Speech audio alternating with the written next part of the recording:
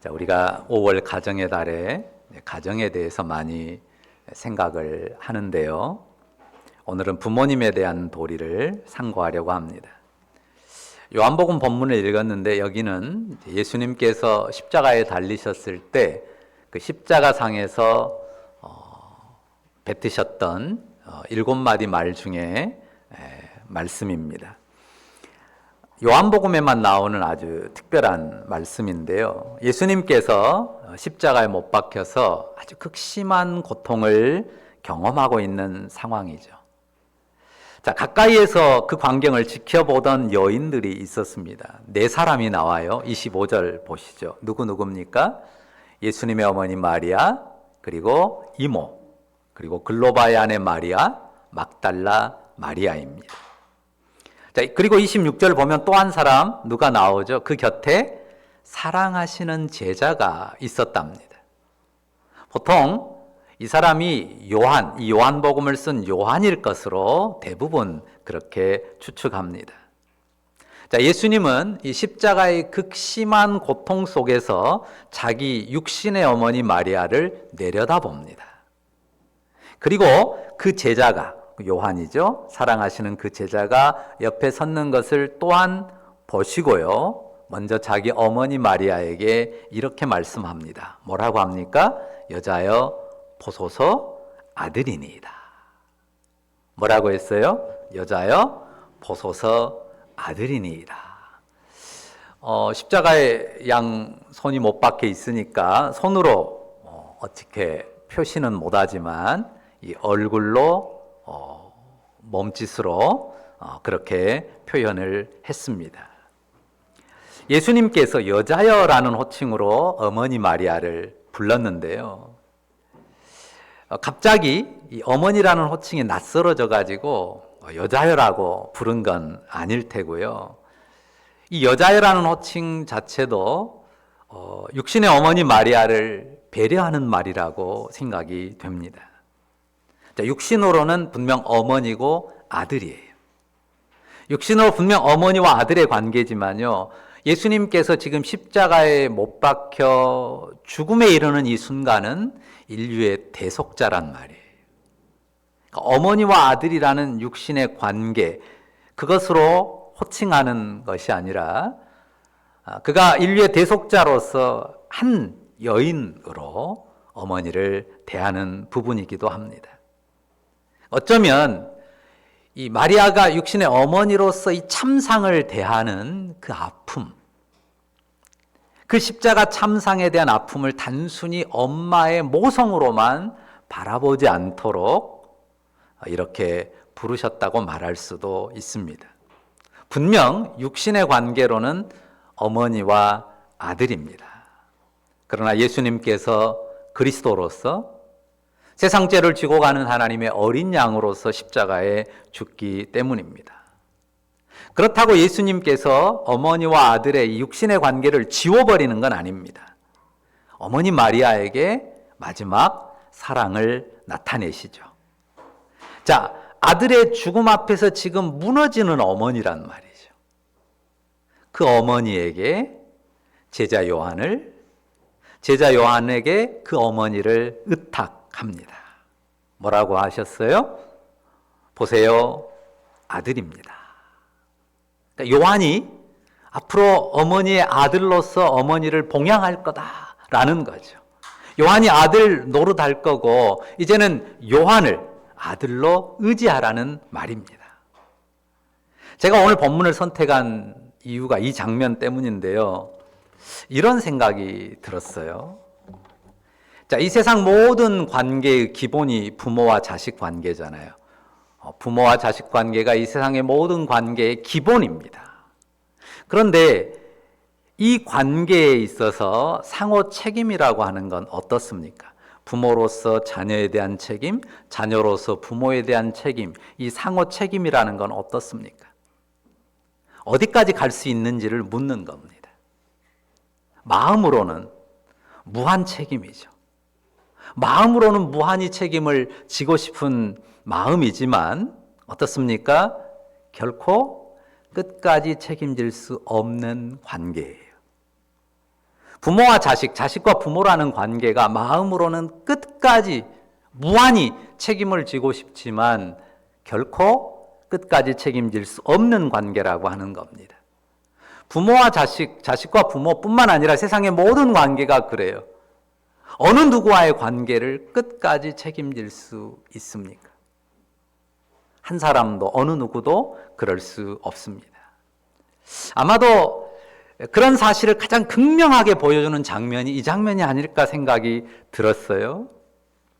예수님도 한 인간으로서 사랑하는 어머니를 자기 손에서 놓으실 수밖에 없었다는 거예요. 예수님도. 자, 교회는 예수님이 온전한 사람이시다. 사람으로서 온전한 지정의를 가진 그런 인격체시다. 동시에 그가 하나님의 신성을 온전히 가진 온전한 하나님이다라고 고백하거든요. 그 온전한 인성, 그 인격 안에서 그분도 역시 한계적인 인간으로서 사랑하는 그 어머니를 자기 손에서 놓을 수밖에 없습니다. 자기 부모를 끝까지 책임질 수 있는 인생은 아무도 없습니다. 한 사람도 없습니다. 근데 그걸 우리 전통사회 어른들은 유난히 더 아쉬워했던 것 같아요. 그래서 시묘라는 게 있습니다. 시묘. 돌아가신 부모님의 그 묘의 옆에 그 초막을 세우고 거기에서 3년을 거하면서 그 묘소를 살피는 일을 했죠. 그것을 부모에 대한 예의라고 여겼고 효라고 여겼었습니다. 하지만 그런 책임을 한없이 할 수 있는 게 아닙니다.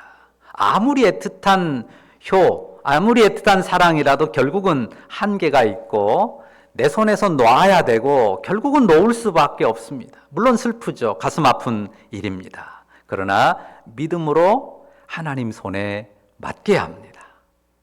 그리고 또한 사람 누군가에게 맡겨야 돼요. 그러니까 믿음으로 하나님 손에 내려놔야 되고 또한 사람 누군가에게 맡길 수밖에 없습니다. 예수님은 자기 어머니 마리아를 지금 제자 요한에게 맡기십니다. 제자 요한에게 의탁하도록 맡기셔요. 먼저 하나님 손에 맡김이고 제자 요한에게 의탁하여 맡김입니다. 대부분은 누가 먼저 세상을 뜹니까? 부모와 자녀 중에 부모가 세상을 먼저 뜨는 것이 일반적이고 자녀가 나중에 가는 경우입니다. 자녀가 먼저 가는 경우도 더러 있지만 드물어요. 그러나 일반적으로는 부모가 먼저 가지만 누가 먼저 앞설지는 아무도 모릅니다. 하나님께서 누구를 먼저 데려갈지는 아무도 몰라요.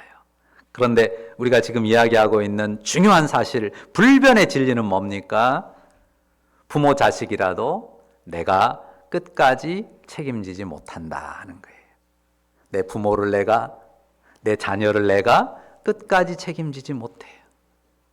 하나님 손에 놓아야 되고 또한 다른 사람 누군가의 손에 맡겨야 한다는 점입니다. 그러니 어떻게 해야 됩니까? 무엇이 중요합니까? 삶과 죽음을 넘어서 끝까지 책임지실 수 있는 유일한 그분, 하나님과의 관계가 무엇보다 중요하죠. 영원하신 하나님께 의탁하는 믿음, 그리고 영원하신 하나님과의 관계가 가장 소중하고 귀하다고 하는 것입니다. 부모도 자녀도 결국 하나님 손에 맡겨야 됩니다. 생명을 하나님께 의탁하는 믿음 중심, 그러니까 부모에게도 자녀에게도 정말 소중하게 선물해야 될 것이 생명을 하나님께 의탁하는 믿음 중심, 그 중심을 새기도록 돕는 것이 다른 무엇보다 중요합니다. 그 일을 잘 돕고 섬기도록 기도해야 되고 그것을 지혜롭게 행해야 합니다. 사실 너무 무책임한 자녀들도 있고 너무 무책임한 부모들도 많아서 안타까울 때가 있죠. 그 반대로 너무 과도한 책임감으로 오히려 관계를 망가뜨리는 그런 경우도 많습니다. 너무 무책임하거나 너무 과도한 책임감으로 엮여서는 안 된다고 하는 것입니다. 기본은 영원하신 하나님께 의탁하는 믿음이어야 되고, 그리고 또 함께 필요한 것이 뭐냐? 의탁할 수 있는, 의지할 수 있는 사람입니다. 그러니까 내가 끝까지 책임질 수 없고 반드시 하나님께 맡겨야 되고 또 누군가 사람에게 의탁해야 된다는 거죠. 우리가 사람이어서 함께 살아가는 사회적 존재로서 만들어진 사람이어서 반드시 함께 살아가는, 서로 의지하고 의탁할 사람이 필요합니다. 예수님께서 그 어머니 마리아에게 누구에게 의탁하라 하셨어요? 요한에게. 여자요? 보소서 아들입니다.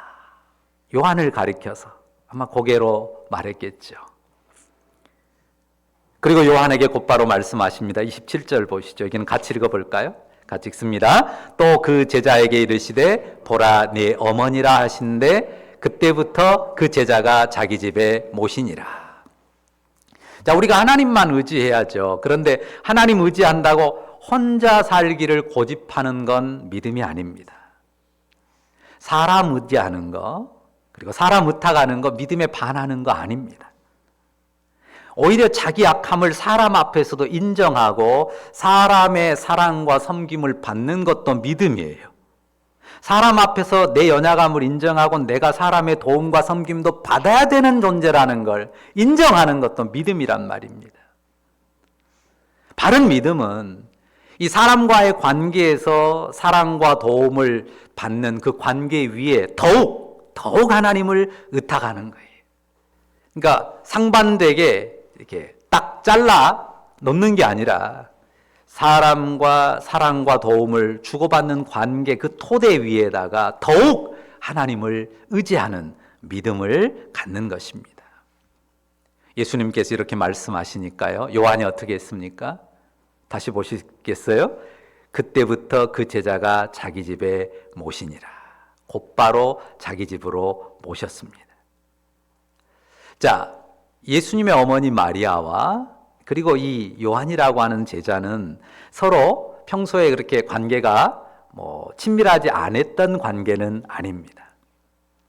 25절에 보면 아까 누가 나왔어요? 예수의 어머니 마리아와 이모가 나왔단 말이죠. 그 이모가 바로 요한의 어머니일 거라고 생각을 합니다.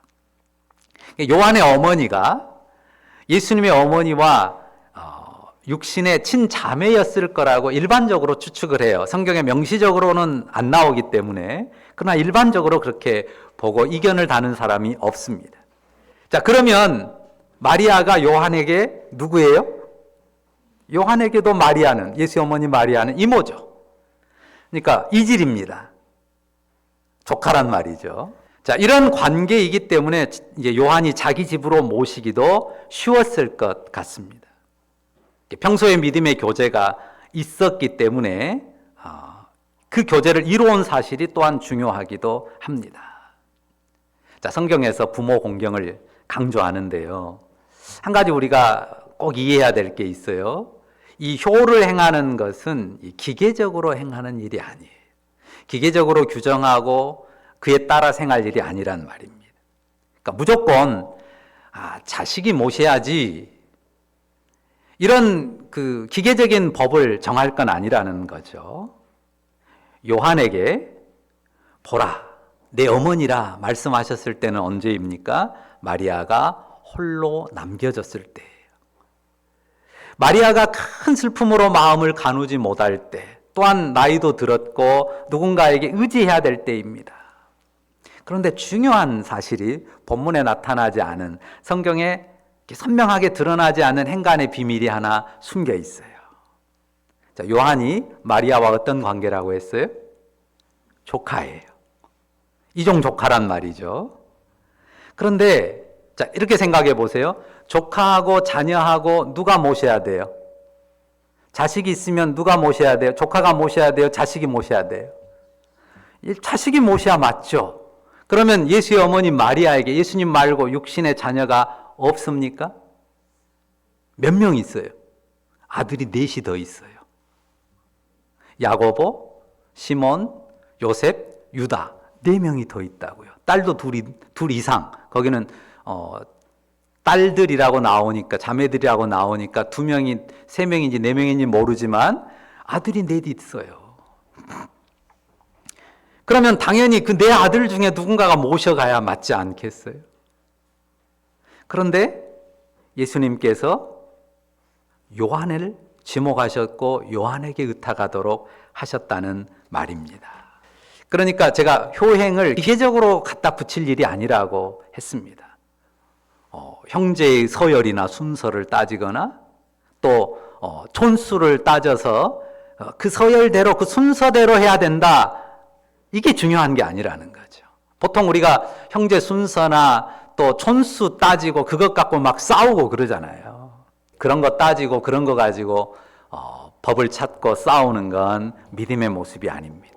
왜 형제를 놔두고 조카인 요한이 모셨을까요? 뭐 때문이에요?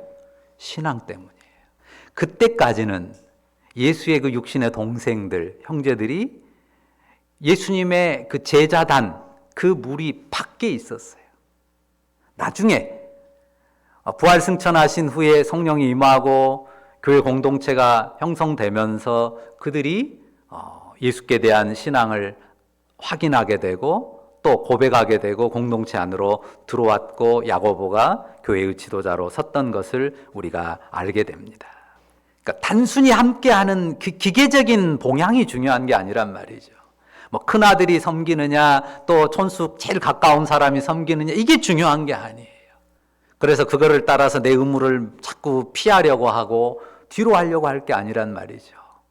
무엇을 따라서 봉양해야 돼요? 신앙을 따라서, 신앙 안에서 사랑을 따라서. 그러니까 요한이 기꺼이, 형제들이 있지만, 사촌 형제들 친자식들이 있지만 자기가 모신단 말이에요. 단순히 함께하는 것보다 정말 중요한 것은요, 마음으로, 같은 마음으로 함께 사는 거예요. 내 자식이라도요, 마음이 다르면요, 신앙이 다르면요, 영 불편합니다. 예수님께서 요한에게 하신 말씀을 우리 가슴에 새겨야 됩니다. 뭐라고 하셨어요? 보라, 네 어머니라. 분명 혈육으로는 내 어머니가 아니에요. 그런데 예수님께서 요한에게 보라, 네 어머니라, 네 어머니로 모시라, 이렇게 말씀하셨습니다. 이 말씀이 요한에게만 주셨던 말씀이고 우리에게는 무관한, 우리와는 상관없는 말씀으로 들리시나요? 우리가 예수님께서 가족관계에 대해서 하셨던 말씀을 대부분 기억하십니다. 내 형제요 자매요 모친이니라. 누구를 가리켜서 그렇게 말씀하셨습니까? 누구든지 하늘에 계신 내 아버지의 뜻대로 하는 자가 내 형제요 자매요 어머니니라. 이렇게 말씀하셨습니다. 이미 예수님께서는 가족에 대해서 이 혈연의 관계를 뛰어넘는 가족을 말씀하셨단 말이죠.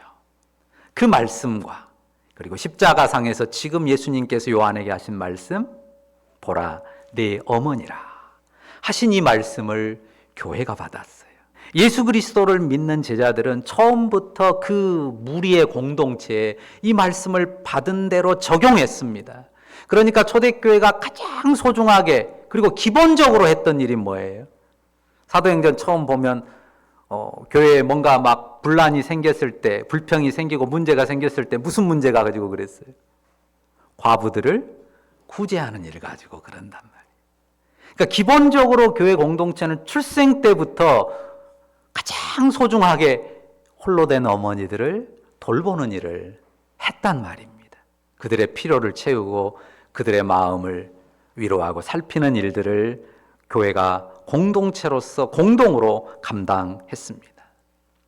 지금도 홀 아비보다는 홀 어머니들이 훨씬 많죠. 그런데 고대는 더욱 그랬고요. 과거의 가부장적인 사회, 그리고 또 육체노동이 주로 주된 그런 사회에서는 이 홀로 된 어머니들의 삶이 굉장히 힘들었습니다. 그런 어머니들의 생활의 짐을 교회가 공동체로서 함께 감당했는데 그 안에 어떤 중심이 있었어요? 내 어머니라, 내 어머니라. 이런 고백과 그 중심이 있었다고 하는 것입니다. 예수님께서 요한에게 보라, 네 어머니라 하셨던 그 말씀. 그 말씀을 교회가 받았는데 마리아처럼 이 땅에 홀로 남겨진 수많은 어머니들을 위한 부탁의 말씀으로 받은 것입니다. 물론 기본은 이 혈육의 부모에게 효를 행하는 것입니다. 내 육신의 아버지, 내 육신의 어머니를 공경하고 부양해야 됩니다. 반드시 한 집에 모시고 살아야 한다는 말은 아닙니다. 부양의 방식, 봉양의 방식은 시대와 환경에 따라 다를 수 있어요. 그런데 핵심은 있죠. 핵심은 두 가지입니다. 첫째는 생활의 필요를 공급하는 것, 그리고 또 중요한 것, 마음의 위로와 기쁨을 주는 거예요. 그것에 최적화된 방식과 방법이 뭘까를 내 시대의 내 환경 속에서 찾아서 행할 수 있어야 됩니다. 혈육의 부모에게 효를 먼저 행하고 또한 동시에 신앙 공동체 어르신들을 내 부모님으로 받는 것입니다. 그분들을 내 아버지, 내 어머니로 여기는 그 마음을 품는 것부터 시작해요. 내 아버지, 내 어머니입니다. 어떤 법이나 규정에 따른 의무가 아니라 마음에서 내 아버지, 내 어머니로 주 예수의 말씀을 따라서 받는 그 마음으로 해야 된다고 하는 것입니다. 그게 가장 중요한 원리고요. 구체적인 시작은 뭘까요? 그것이 눈에 띄는 행동으로 나타나야 된다면 어떤 게 있을까요?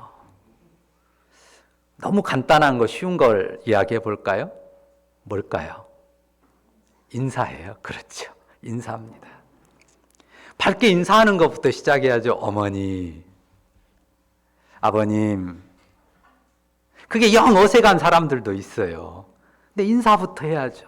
내 아버지고 내 어머니라고 여긴다면 가장 먼저 찾아가서 고개 숙여 인사부터 해야 되지 않겠습니까? 내 친할머니, 친할아버지는 아니지만 할머니, 할아버지 따뜻하게 찾아가서 인사해야죠. 문예준, 인사 잘해야 돼요. 어른들한테. 할머니 안녕하세요. 할아버지 안녕하세요. 지유, 우리 지유도 인사 잘해야 돼요. 옳죠. 그렇죠. 우리 은서에서도 정혁이도 소희도 그냥 멀뚱멀뚱 본체만 채 그냥 나하고 뭔 상관이 있어 이게 아니라 내 아버지, 내 어머니 그렇게 생각하면 그냥 가만히 안 보고 앉아 계셔도 찾아가서 예배 끝나면 인사부터 하는 그게 필요하지 않겠습니까? 밝은 인사 그리고 안부를 그냥 짧은 말이라도 안부를 묻는 거죠. 그리고 할 수만 있다면 축복하고 기억하고 기도하는 그보다 더 기본적인 일이 무엇이 있겠습니까? 사실 현실적인 한계는 큽니다. 어떻게 모두를 내 아버지, 내 어머니로 모십니까? 내 육신의 부모도 감당하기가 참 힘든데 말이죠. 일단 중요한 건 뭡니까? 앞서 말한 대로 마음 품는 게 중요해요. 내 아버지, 내 어머니. 그래, 내 아버지지, 내 어머니지. 이미 진심 내 부모님은 돌아가시고 안 계신 경우도 있고 못 보는 경우도 있고 여러 상황들이 있잖아요. 또 있는 경우도 있고요. 어떤 경우가 됐든 비슷한 또래의 어른들을 내 아버지, 내 어머니로 받고 마음에서 품는 것입니다. 보라, 네 어머니라 하신 예수님의 말씀을 마음에 두는 것입니다. 그러다 보면 주님이 바라시는 섬김의 영역이 뭘지 보이고 필요가 눈에 띄면 그걸 가지고 섬기고 그 마음을 따라서 행동하는 것입니다. 일단 내 아버지, 내 어머니 그 마음을 자꾸 가지려고 노력하고 보라, 네 어머니라 하신 그 예수님의 말씀으로 가져다 적용하려고 힘써야 합니다. 사실 호칭이라는 게 굉장히 중요해요. 그 서양 사람들이 우리나라 와서 참 이해하기 힘들어하는 것 중에 하나가 그거거든요. 언제 봤다고 식당 가서 이모 그러냐고요. 저도 옛날에는 그런 게 잘 안 됐어요. 이모 하는 게 영 어색했다고요. 고모. 그런데 이모님, 고모님 참 좋은 칭호예요. 내 어머니 형제로, 내 어머니의 누이로 보는 거잖아요. 그러니까 단지 호칭으로만 의미 없이 쓴다면 정말 무의미하지만 우리가 누군가를 가리켜서 이모, 고모, 어머니, 아버지 이렇게 부를 때 정말 내 아버지, 내 어머니, 친내 이모, 고모처럼 그 칭호 안의 관계를 담으려고 하는 마음이 있다면 얼마나 좋습니까? 우리 관공서 가면 또 아니면 일반 뭐 민원실 같은 데 가면 다 나이 든 어른들한테 무조건 아버님, 어머님 부르잖아요. 그런데 그게 정말 칭호, 단순히 부르는 칭호뿐만 아니라 그 칭호를, 그 칭호 안의 관계, 그 칭호가 품는 관계를 정말 담으려고 한다면 얼마나 사랑 가득한 세상이 되겠냐 하는 겁니다. 우리가 사실 많은 한계에 부딪힙니다. 우리가 다 할 수 없습니다. 모두를 감당할 수도 없습니다. 그러나 내게 주신 작은 영역들부터 주님의 마음으로 감당을 하는 것입니다. 내게 주신 작은 영역들, 우리 공동체 적잖아요. 목장은 더 적잖아요. 그 안에서 나이 드신 어머님, 아버님들, 정말 내 아버지, 어머님, 내 형님, 내 이모, 삼촌, 고모처럼, 그러니까 가능하면요, 우리가 공적인 경우에는 무슨 직분을 부르기도 하지만 우리가 사적인 관계에서는 뭐 형님, 누님, 뭐 동생 이렇게 편하게 대할 수 있다면, 칭호를 함부로 해서는 안 되거든요. 뭐 동생 막 형, 누님 이렇게 하다 보니까 막 함부로 반말하고 이래서는 안 되겠지만요. 그러나 그 정말 형제로서 가족으로서의 관계를 담아낸다고 하는 것은 반드시 우리에게 필요한 일입니다. 또한 우리의 가까운 친족들을 향해서도 정말 그런 따뜻한 사랑의 관계들을 담아내는 것이 필요하다고 할 것입니다. 혹시 오늘 여러분의 마음에 주님의 세미한 음성이 들리지는 않았습니까? 내가 제쳐놓았던 누군가를 향해서 네 아버지다, 네 어머니라, 그렇게 하시는 주님의 말씀이 혹 들려오진 않았습니까? 혈육의 부모를 잘 공경하고 봉양하는 여러분들 다 되시기를 바랍니다. 뿐만 아니라 같은 마음으로 주님이 부탁하신 아버지, 어머니들을 보살필 줄 아는 그런 우리 주님의 마음을 품고 살아가는 우리 에람의 지체들, 하나님의 백성들 다 되시기를 주의 이름으로 축원합니다. 기도하십시다. 사랑의 주님, 육신의 아들의 죽음 앞에 무너지는 어머니를 제자에게 의탁하셨던 우리 주님을 기억합니다. 요한에게 보라 어머니라 하셨던 그 부탁이 단지 마리아를 향한, 그리고 요한만을 향한 부탁이 아니라 이 땅에 홀로 된 의지할 데 없는 아버지와 어머니들을 교회에 부탁하는 하나님의 음성이었음을 우리가 마음에 새기고 주님 사랑으로, 율법이 아닌 주님 사랑으로 내 주변에 우리 주님이 두신 아버지, 어머니들을 마음으로 품는 주의 사람들 다 되게 하여 주옵소서. 하나님, 그 기쁨과 사랑이, 그 주님의 마음이 우리 안에 충만케 하옵소서. 예수님의 이름으로 기도합니다. 아멘.